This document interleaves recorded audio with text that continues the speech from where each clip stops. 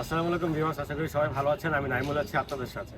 তো আজকে আমরা কথা বলবো পাকিস্তান বাংলাদেশ যে দ্বিপাক্ষিক সম্পর্ক, মানে ইদানিং বাংলাদেশ ক্রিকেটকে কেন্দ্র করে উন্নত হয়েছে সেটা নিয়ে। বাংলাদেশে কিন্তু এবার টি-20 বিশ্বকাপ খেলছে না, এবং যার পরিপ্রেক্ষিতে পাকিস্তান তারা কিন্তু বাংলাদেশের সাথে একমত পোষণ করে তারাও কিন্তু হয়তো এবারের বিশ্বকাপটা বয়কট করতে পারে, এরকম একটি গুজব চাউর হয়েছে।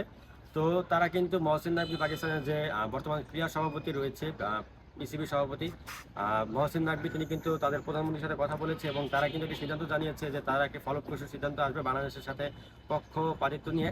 এবং বাংলাদেশের সাথে যেটা হয়েছে সেটা কিন্তু অন্যায় হয়েছে, আইসিসি বাংলাদেশের সাথে অন্যায় করেছে, এরকম একটি ডিসিশন তারা জানিয়েছে। এবং তারা কিন্তু বাংলাদেশকে আশ্বাস দিয়ে জানিয়েছে যে আমরা শুক্রবারের ভিতরে একটা ডিসিশন দিচ্ছি যে পাকিস্তান বিশ্বকাপ খেলবে কিনা।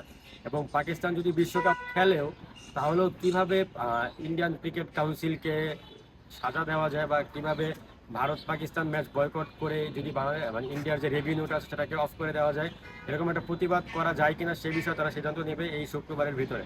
তো পাকিস্তান ক্রিকেট বোর্ড তারা কিন্তু তিনটি সিদ্ধান্ত নিয়েছে। প্রথম সিদ্ধান্ত হচ্ছে এবারে বিশ্বকাপে তারা হয়তো বয়কট করতে পারে, হয়তো, যেটা সম্ভাবনা খুবই কম, কিন্তু অনেক সামাজিক যোগাযোগ মাধ্যমে বেশি বেড়াচ্ছে যে বাংলাদেশের সাথে তারা একত্রতা পোষণ করে পাকিস্তান এবার বিশ্বকাপটা বয়কট করবে, কিন্তু এটা হওয়ার সম্ভাবনা খুবই কম। হয়তো বা পাকিস্তান, তাদের যে সেকেন্ড অপশন রয়েছে যে ভারত পাকিস্তান ম্যাচ, যার মাধ্যমে কিন্তু আইসিসি সবচেয়ে বেশি রেভিনিউ অর্জন করে থাকে। মানে আইসিসি যদি 100% রেভিনিউর কথা বলি আমরা, মিডিয়া সত্ত্ব বা সম্প্রচার সত্ত্ব যা কিছু আছে সব কিছু নিয়ে 60 থেকে 70% অথবা 50 থেকে 70% ইনকাম করতো বাংলাদেশ পাকিস্তান ম্যাচ দিয়ে। এবং বাংলাদেশের যে ক্রীড়াপ্রেমী দর্শকরা তারাও কিন্তু এবার ক্রিকেট বিশ্বকাপকে বয়কট করেছে, যার কারণে কিন্তু তারা অবশ্যই রাজস্ব হারাবে। এবং পাকিস্তান ক্রিকেট বোর্ড তারা কিন্তু অবশ্যই তারা কিন্তু ইন্ডিয়ান কিন্তু অবশ্যই রাজস্ব হারাবে, কারণ হচ্ছে পাকিস্তান এবং ইন্ডিয়ার যে ম্যাচ, সেই ম্যাচ থেকে কিন্তু 60 থেকে 70% রেভিনিউ অর্জন হতো। কিন্তু পাকিস্তান যদি বাংলাদেশের সাথে একত্রতা পোষণ করে এবং ইন্ডিয়া পাকিস্তান ম্যাচটি বয়কট করে, তাহলে কিন্তু আইসিসি তাদের ওয়ার্ল্ড কাপের যে একটি উত্তেজনা বা আমেজ সেটাকেও তারা হারাবে।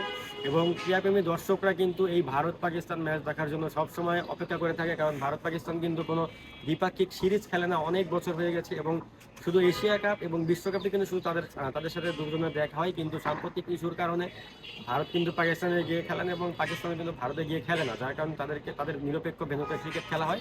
এবং আমরা কিন্তু দেখতে পাচ্ছি যে ভারত মানে সবসময় একটি তারা নিজেদের ক্রিকেটকে একটি মানে তাদের আধিপত্য বিস্তার করে আইসিসির মাধ্যমে, কারণ তাদের ক্রিকেট থেকে অনেক রেভিনিউ আইসিসি পায়, যার কারণে কিন্তু আইসিসি সবসময় ভারতের পক্ষপাতিত্ব করে। তো পাকিস্তান দেখা যাক এবার কি ডিসিশন নেয়। তারা শুক্রবার পর্যন্ত টাইম লাইন বেঁধে দিয়েছে যে শুক্রবারের মধ্যে তারা একটা ডিসিশন জানাবে যে বিশ্বকাপ খেলবে কিনা, এবং পাকিস্তানের ভারতের বিপক্ষে খেলবে কিনা এটা কিন্তু আমরা শুক্রবারের ভিতরে জানতে পারবো। যদি না খেলে তাহলে কিন্তু আইসিসি খুবই বড় একটি বিপদের মধ্যে পড়বে।